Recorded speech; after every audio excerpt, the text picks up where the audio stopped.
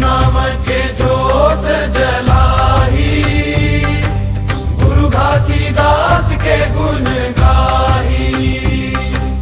चरण दस भस्कर गावत हावे, मन मा शांति के फूल खिलाई।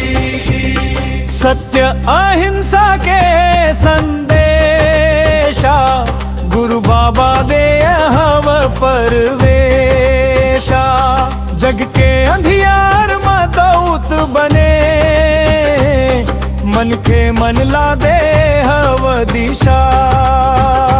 सत्य अहिंसा के संदेशा, गुरु बाबा दे हव परवेशा। जग के अंधियार मदौत बने,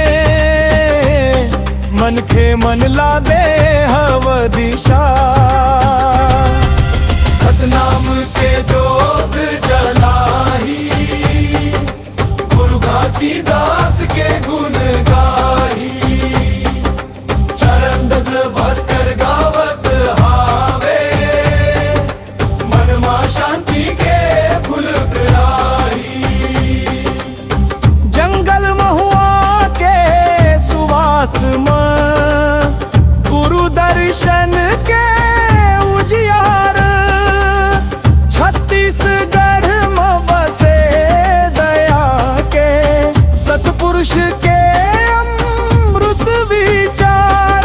जाति पाति के भेद ला तोड़ के, सब झनला एक बताइस।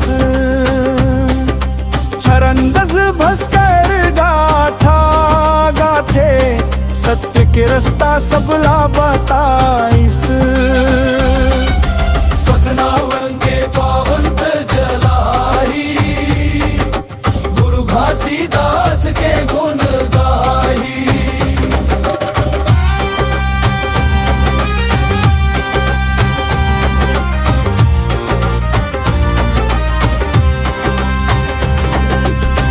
दिसंबर मास में जगे पर्वत, गूंजे पंथी नृत्य सुहाना।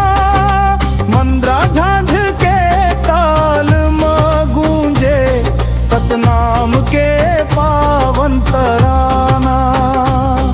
गुरु राज में जगे उजियारा, ऐसन गुरु कहाँ पावे। चरण दस भस्कर नाम ले गावत, गुरु घासीदास के